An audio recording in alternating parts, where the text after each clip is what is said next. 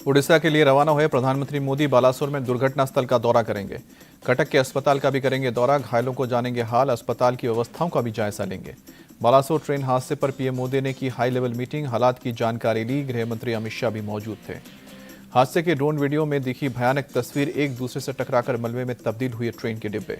Train हादसे में 288 से ज्यादा लोगों की मौत, 1000 से ज्यादा लोग घायल हुए। एनडीआरएफ के आईजी ने आज शाम तक ऑपरेशन खत्म होने की उम्मीद जताई, कहा कि उसके बाद मिल पाएगी मृतकों की सही जानकारी। एनडीआरएफ के वरिष्ठ कमांडेंट का बयान, कहा कि लगभग सभी जीवित लोगों को निकाला गया है, अब शवों को निकालने का काम जारी। एनडीआरएफ के डीजी अतुल करवाल का बयान, कहा कि हमारी 9 टीमें और 300 कर्मी तैनात हैं। हादसे के सवा घंटे के अंदर पहुंची थी टीम। रेस्क्यू में जुटी भारतीय सेना की पूर्वी कमान, एम्बुलेंस, इमरजेंसी सेवाओं के साथ डॉक्टर्स, इंजीनियर्स की टीमें तैनात। बालासोर हादसे पर एक्शन में स्वास्थ्य मंत्रालय, एम्स भुवनेश्वर की 2 टीमें बालासोर और कटक भेजी गई। स्वास्थ्य मंत्री मंडाविया ने जानकारी दी।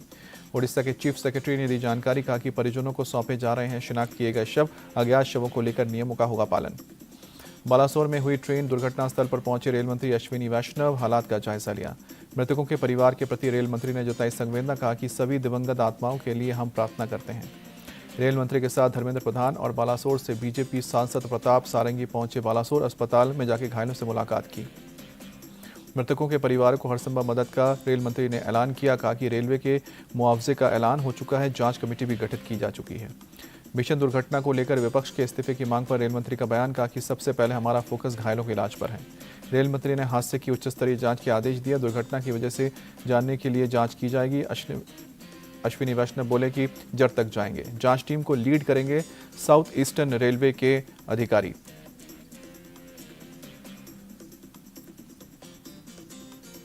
कवच टेक्नोलॉजी को लेकर रेलवे का बड़ा बयान, कहा कि इस रूट में नहीं है ट्रेन सिक्योरिटी सिस्टम।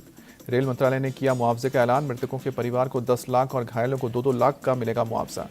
पीएमओ ने भी मारे गए लोगों के परिवारों को 2-2 लाख का मुआवजा देने की घोषणा की, घायलों को 50-50 हजार रुपये मुआवजा। सीएम स्टालिन का ऐलान, तमिलनाडु के मृतकों के परिजनों को 5-5 लाख का मुआवजा मिलेगा, घायलों को 1-1 लाख।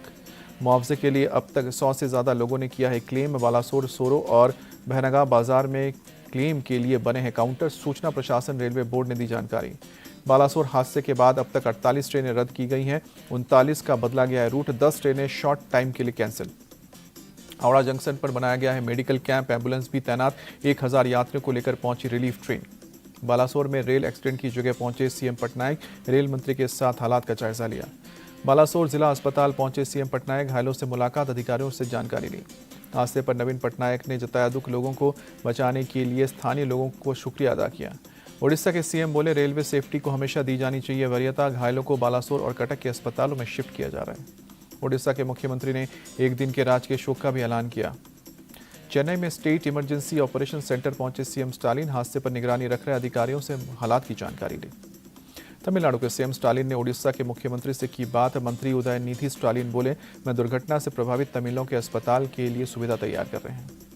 एक्सीडेंट के बाद मदद के लिए उमड़े स्थानीय लोग। बालासोर में अस्पताल में बड़ी संख्या में पहुंचे युवा, ब्लड डोनेट करने के लिए लाइन लगाई। रेलवे ने दोनों ट्रेनों के यात्रियों के परिजनों के लिए हेल्पलाइन नंबर भी जारी किया। पश्चिम बंगाल, उड़ीसा, तमिलनाडु, आंध्र प्रदेश की सरकारों ने भी जारी की हेल्पलाइन। कर्नाटक के यशवंतपुर रेलवे स्टेशन पर हेल्प डेस्क। बालासोर हादसे के बारे में लोग ले सकते हैं जानकारी।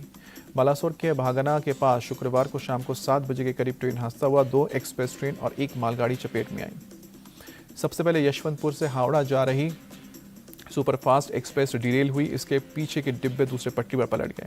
डिरेल हुए डिब्बों से चेन्नई जा रही शालीमार चेन्नई कोरोमंडल एक्सप्रेस टकरा गई, जिससे कोरोमंडल ट्रेन के कुछ डिब्बे पटरी से उतर गए। कोरोमंडलम एक्सप्रेस के डिरेल हुए डिब्बे दूसरे ट्रैक पर पड़ी मालगाड़ी से भी टकराई। कुछ बोगियां मालगाड़ी के ऊपर चढ़ गई। हादसे के बारे में कोरोमंडल एक्सप्रेस के यात्री ने बताया कि हम S5 बोगी में थे। जिस समय हादसा हुआ उस समय मैं सोया हुआ था। यात्री ने कहा कि हमने देखा कि किसी का सर हाथ पैर नहीं है। हमारी सीट के नीचे एक 2 साल का बच्चा था जो पूरी तरह से सुरक्षित है। ट्रेन एक्सीडेंट के प्रत्यक्षदर्शी का बयान, कहा कि 200 मीटर दूर मार्केट में सुनाई पड़ी आवाज़। मौके पर पहुंचकर लोगों ने ट्रेन से लोगों को निकाला। हादसे से दुखी बीजेपी अध्यक्ष जेपी नड्डा, कहा कि रेल हादसा अत्यंत दुखद है, हमारी संवेदनाएं पीड़ितों के साथ। बीजेपी अध्यक्ष जेपी नड्डा का ऐलान, रेल हादसे के चलते केंद्र सरकार के आज के कार्यक्रम स्थगित हैं। 9 वर्ष पूरे होने के मौके पर प्रोग्राम थे। हादसे पर यूपी के सीएम योगी आदित्यनाथ ने भी दुख जताया। उन्होंने परिजनों के साथ अपनी संवेदना व्यक्त की। बालासोर हादसे पर उत्तराखंड के सीएम धामी ने जताया दुख, कहा कि रेल हादसा बहुत दुखद है, दिवंगत के लिए श्रद्धांजलि। पूर्व रेल मंत्री दिनेश त्रिवेदी ने हादसे को बताया बड़ी त्रासदी, कहा कि ज़्यादा से ज़्यादा लोगों की जान बचाना चाहिए प्राथमिकता, ये राजनीति का वक्त नहीं। टीएमसी सांसद डोला सेन का बयान, कहा कि मैंने ऐसी दुर्घटनापूर्ण नहीं देखी है, दुर्भाग्यपूर्ण है ये घटना। आंध्र प्रदेश के सीएम जगनमोहन रेड्डी ने पीड़ितों के प्रति संवेदना व्यक्त की। आंध्र प्रदेश के पीड़ितों का डिटेल लेने में जुटे हैं सीएम। जयराम रमेश ने ट्वीट करके हादसे को बताया अत्यंत पीड़ादायक, कहा कि रेलवे में सुरक्षा को दी जानी चाहिए तवज्जो। एनसीपी नेता अजित पवार ने हादसे को बताया दुर्भाग्यपूर्ण, कहा कि पहले ऐसे रेल हादसों पर इस्तीफा देते थे रेल मंत्री, अब कोई बोलने को तैयार नहीं। एनसीपी सांसद सुप्रिया सुले ने हादसे में जान गंवाने वालों को दी श्रद्धांजलि, कहा कि दुर्घटना के कारणों की जांच करे सरकार। हादसे पर इंडिया टीवी से बोले महाराष्ट्र के मंत्री राव साहब दानवे, कहा कि सरकार का पहला प्रयास राहत पहुंचाना है, हादसे पर विपक्ष न करे राजनीति। गुजरात के सीएम भूपेंद्र पटेल ने कहा कि दिल दहलाने वाला हादसा, आज सभी सार्वजनिक कार्यक्रमों को स्थगित किया। बालासोर ट्रेन हादसे पर बोले कर्नाटक के deputy CM DK Shivakumar, दोषियों के खिलाफ सख्त कार्रवाई करे सरकार। रेल हादसे पर बीजेपी नेता सीटी रवि ने जताया दुख, कहा कि घटना कैसे घटी इसकी जांच होनी चाहिए। हादसे पर कांग्रेस नेता अधीर रंजन चौधरी ने केंद्र से सवाल किया, पूछा कि हादसे रोकने के लिए ट्रेन में कवच लगाने की कही जाती थी, बात कहाँ है कवच। हरियाणा के सीएम मनोहर लाल खट्टर ने हादसे पर जाहिर किया दुखद अपना, कहा कि जान गंवाने वालों को श्रद्धांजलि। हादसे को लेकर बोली सीएम ममता, अब तक क्या ये सबसे बड़ा रेल हादसा, ट्रेन में नहीं था एंटी कोलिजन डिवाइस, होता तो नहीं होती घटना। हादसे में जान गंवाने वाले बंगाल के लोगों के लिए सीएम ममता ने किया ऐलान, परिजनों को दिए जाएंगे 5-5 लाख मुआवजा। इटली एम्बेसी ने बालासोर हादसे पर जताया दुख, कहा कि दुर्घटना के पीड़ितों के परिवारों से हमने संवेदना व्यक्त करते हैं। ब्रिटेन के विदेश मंत्री जेम्स क्रेवेली का भी ट्वीट बालासोर हादसे पर जताया शोक, लिखा कि अपनों को खोने वाले परिवारों के साथ संवेदनाएं। कनाडा के पीएम ट्रूडो का भी ट्वीट बालासोर हादसे पर जताया दुख, लिखा कि हादसे की तस्वीरें दिल को तोड़ने वाली, दुखद।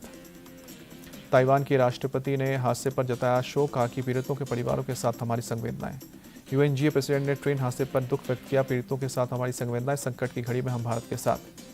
भारत सरकार में रूस के राजदूत डेनिस एपिलोव ने हादसे पर दुख व्यक्त किया, पीड़ित परिवारों के प्रति अपनी संवेदना जाहिर की। एक्टर सलमान खान ने हादसे पर ट्वीट किया, लिखा कि ईश्वर मारे गए लोगों को शांति दे और उनके परिवार को दुख सहने की क्षमता दे। बालासोर हादसे पर क्रिकेटर विराट कोहली का ट्वीट, लिखा कि ओडिशा में हुई ट्रेन हादसे पर गहरा दुख। रेसलर्स के समर्थन में खाप पंचायत ने केंद्र सरकार को अल्टीमेटम दिया, ब्रजभूषण को 9 तारीख तक गिरफ्तारी करने की मांग की। खाप पंचायत में हुआ फैसला, यदि ब्रजभूषण की गिरफ्तारी नहीं हुई तो पहलवान फिर से जंतर मंतर पहुंचेंगे। कुरुक्षेत्र में करीब 5 घंटे तक चली खाप महापंचायत में सरकार से मांग, पहलवानों पर दर्ज हो केस वापस लिए जाएं। राकेश टिकैत ने मोदी सरकार को दी चेतावनी, रेसलर्स से बात करके जल्द ही ले एक्शन, नहीं तो हमारे ट्रैक्टर किराए के नहीं थे। कपिल सिब्बल का ट्वीट, लिखा कि ब्रजभूषण के खिलाफ पहाड़ जैसे सबूत हैं, फिर भी गिरफ्तारी नहीं हो पाई है। राहुल गांधी का आज न्यूयॉर्क दौरा, हार्वर्ड यूनिवर्सिटी में आज स्कॉलर्स के साथ करेंगे मुलाकात। राहुल के मुस्लिम लीग के वाले बयान पर सुधांशु त्रिवेदी बोले, मुस्लिम लीग पर उनका बयान विरोधाभासी या अज्ञानता का परिचय है। राजस्थान के सीएम अशोक गहलोत का आज जालौर और सचौर दौरा। सीएम अशोक गहलोत ने बाड़मेर में पीएम मोदी पर निशाना साधा, कहा कि जिद्दी होकर बात करते हैं पीएम मोदी। सीएम गहलोत ने पीएम मोदी पर ईस्टर्न राजस्थान कैनाल प्रोजेक्ट को राष्ट्रीय योजना में शामिल नहीं करने का भी आरोप लगाया।